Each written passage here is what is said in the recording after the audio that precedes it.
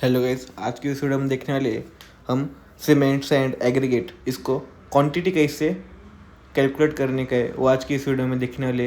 हम सैंपल के लिए 1 m³ का कंक्रीट लेंगे, मतलब 1 by 1 का m³ का कंक्रीट लेंगे और उसके हेल्प से हमको सीमेंट सैंड और एग्रीगेट कैसे कैलकुलेट करने का है वो हम इस वीडियो में देखने वाले। चलिए शुरू करते हैं। हम सैंपल के लिए 1 m³ का एक क्यूब लेंगे जिसकी साइज हाइट है 1 मीटर, लेंथ है 1 मीटर और विड्थ है 1 मीटर।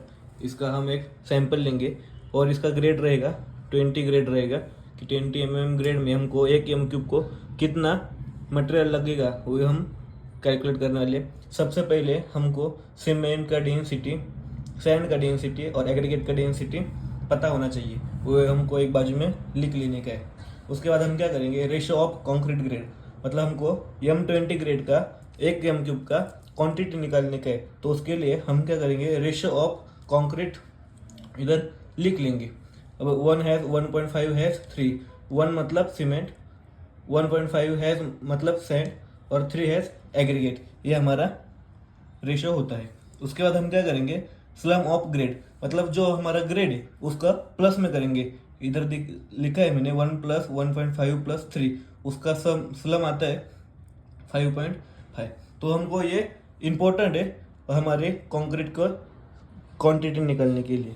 उसके बाद हम क्या करेंगे, calculate of dry value of concrete, जो हमारा कंक्रीट है उसका ड्राई वैल्यू करेंगे। हमारा कंक्रीट कितना है, 1 m³, ये है 1 m³। और जो हमारा ड्राई वैल्यू कैलकुलेट करने के लिए जो फॉर्मूला है उसको 1.54 से इंटू करने का है। तो उसका अपने कौन सा आता है 1.54, मतलब इधर अगर m³ अगर 2 होगा तो 2 हैज़ 1.5, इधर 10 होगा 10 × 1.54, ऐसा करते हमको 1 m³ का ही क्वांटिटी निकालने का है, इसलिए हमने 1 × 1.54 लिया है।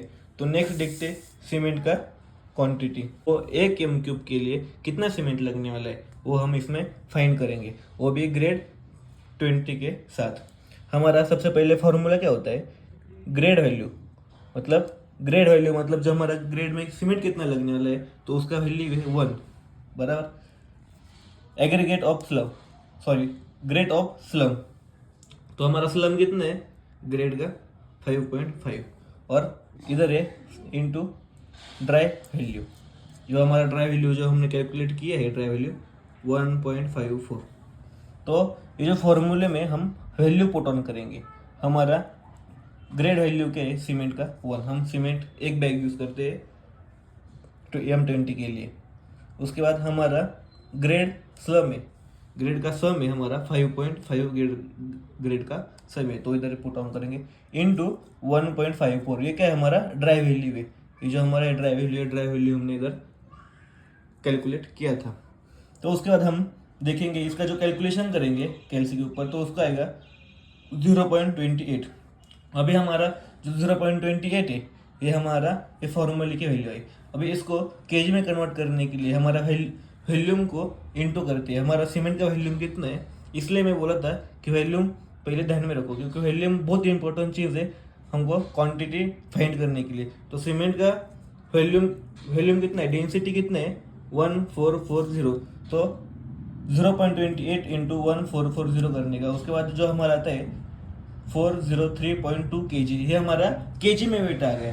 तो हम साइड पे केजी में हम सीमेंट नहीं मंगवाते तो उसको बैग में मंगवाते हैं। तो बैग का वेट कितना होता है, 50 kg होता है, मतलब 50 kg होता है। अभी 403 डिवाइड बाई 5, तो हमारा कितना आंसर आता है 8.046।